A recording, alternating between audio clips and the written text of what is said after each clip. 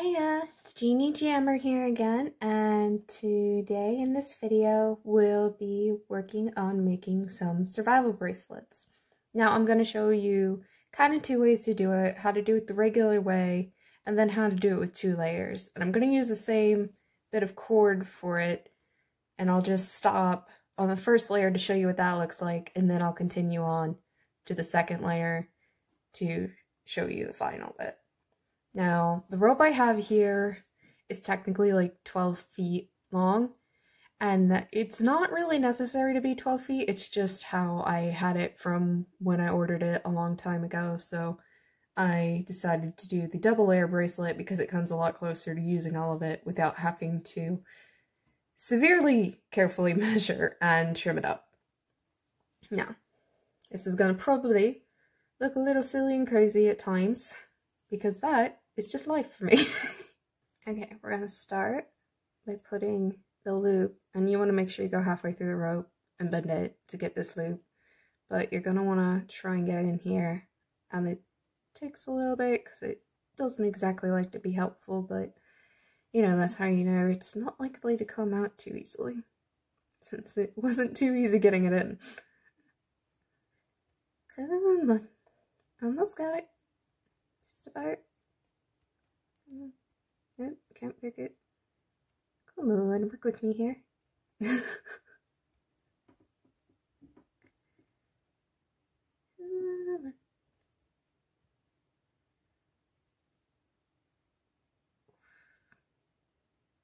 one is a little bit harder than some. Oh, there we go. There we go. And then we're going to take the other end of it and put it through the loop. And it's very long right now because, as I said, this is a 12-foot measurement. So it's gonna look a little silly at the moment. But, you know, you can't really cut it because then you won't have it for what you need. And in the way I learned is that for every inch of wrist measurement, you're going to want around a foot of cord for the knots. There we go, there's our start. And I have 7 to 8 inch wrists, so I go with the 8. And you want it to be a real loose fit, because if you're doing the regular one, you're going to need an extra inch of space probably. But for the double, I add 2, so I am making it a 10-inch wrist measurement, or at least I am going to try, because it does like to slip and slide as you go.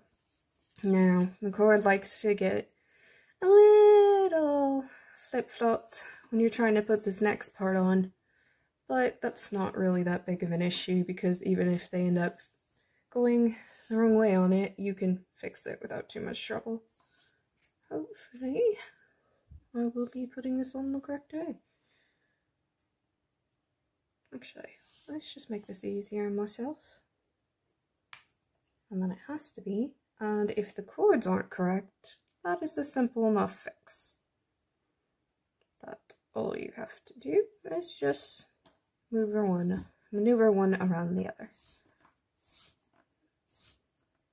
This part is definitely faster than finding the end of it. And it still likes to get tangled, just to be helpful.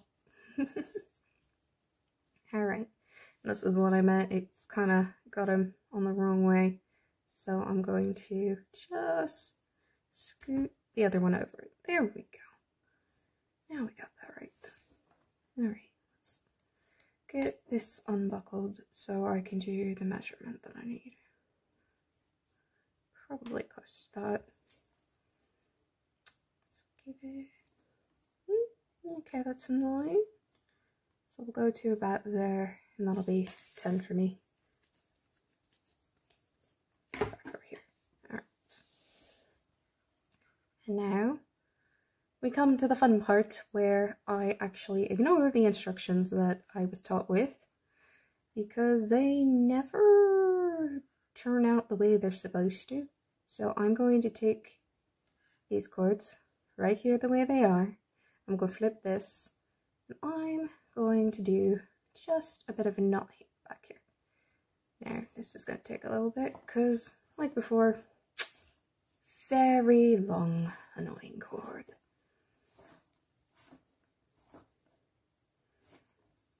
There we go.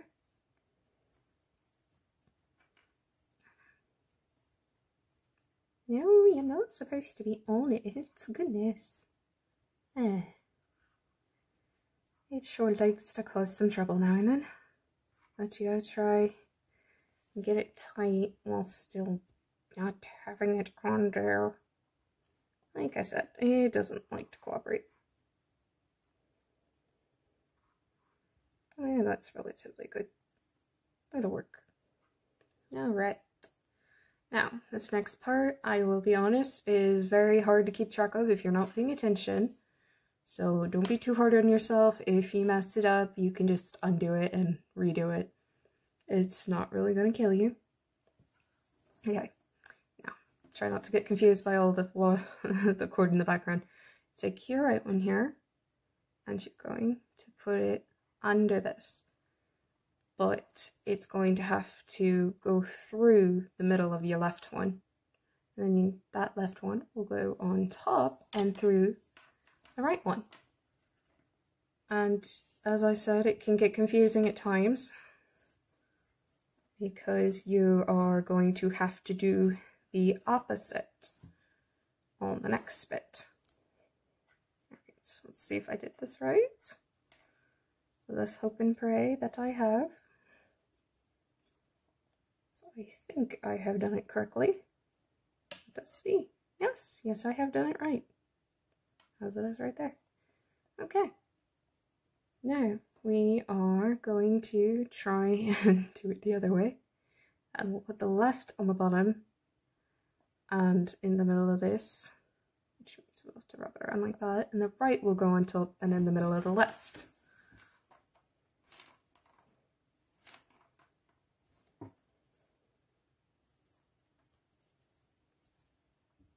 And I try to get it as tight as I can. Now, warning, you may get blisters if you try and do it really hard a lot. And then you start seeing your pattern here, the hump there and hump there. Now, I actually find it the way I remember to do it, if I'm correct, is that this one, as you see, it doesn't have the hump by it and it goes upwards. And that's the one that's going to go under whenever you see that going up like that. Now let me test it to make sure I'm correct and not just being silly and giving you the wrong instructions. Because as I said, it's very easy to get confused and lost on this. Alright. There we go. Yeah, that's the trick. Now, instead of making you watch me do this whole process, I'm going to finish this on the single layer and then I will show you what it looks like and then explain and show you how I'm going to put it onto the second layer. So I will be back in just a little while. Have fun and good luck. Okay, and we're back. As you can see, this is what the pattern looks like right here when you're just doing a one layer. But I plan again. I'm doing two layer, which I've already started right here, as you can see. And honestly, there isn't really a big difference other than you flipping it over, as you can see with the way that this is facing. And you're doing the same kind of pattern. This is going up, so it means it needs to go under. Like that again. And you're just doing it to where it's going over what you've already done. And you definitely want to make sure to try and keep it tight on here. And like I said, you could get blisters if you do this for a while. So you might want to like wear some sort of tough glove if you want or something. This color may not look as good as another one that I made, which you would have seen in the thumbnail. But that happens. It honestly really just varies on your paracord. I would say like the brand of where you got it probably will vary a bit of it, and the tightness that you do. And also the style, because this is just a simpler kind of style to do. There are fancier ones, but this is just a good standby. And again, it's up to you whether you do 1 layer or 2 layers, but I'll get back to you and show you what the 2 layer looks like. Because right now it probably looks a little funny, but it looks much better when it's done. Unless it doesn't, because that sometimes happens, and that's just life. Alright, I'll be back to you once I'm done with this. Alright, and now you see the finished bracelet, which I like a lot more this style actually than just the 1 layer. And it also gets you more paracord if you ever end up in the situation where you actually need the bracelet for its paracord, other than it just being a fashion piece. Now, I did probably cut these a little too short for what I need to do next, but hopefully I can make it work. And you may need somebody else to do this next part. Honestly, I considered having someone else do it for me, but I've managed to make it work for the last 2 I've made, so yeah. We're going to burn/sear the ends, because if you leave it like this, well, for one, it's going to, the bracelet's gonna come apart. And it could also just fray annoyingly like this anyway. So, we're going to try and see if I can actually do this part while on video. I've not done that before. Please be careful when you are doing this. Okay. And I can't guarantee that I'm doing it exactly the way that's needed for this, but you have a much better chance than you would if you left it frayed. Okay. Ugh. This is gonna be so annoying. I really wish this hadn't frayed like this. And I go with it like this, kind of downwards, so I can try not to burn the bracelet any, because I have unfortunately done that before. It's looking pretty good. And there's a bug in the background. How lovely. I'm gonna say that we're good with that though. And obviously you don't want to touch it, you want to at least leave it to cool for a couple minutes, but that is our finished bracelet.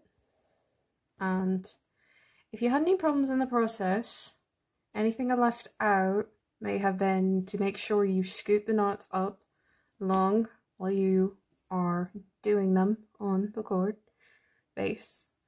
I think that was actually basically the only thing I forgot to mention. Yeah, probably. Anyway, this is the finished survival bracelet, and that bug is going to annoy me in the background, but I will deal with it in a minute when I'm finished with this. And in all honesty, it makes a really good, quick last-minute gift, kind of, because after you've gotten used to how to do it, you can do it pretty quickly. So, if you decide to do this, I hope it goes well for you, and have fun. Have a good one.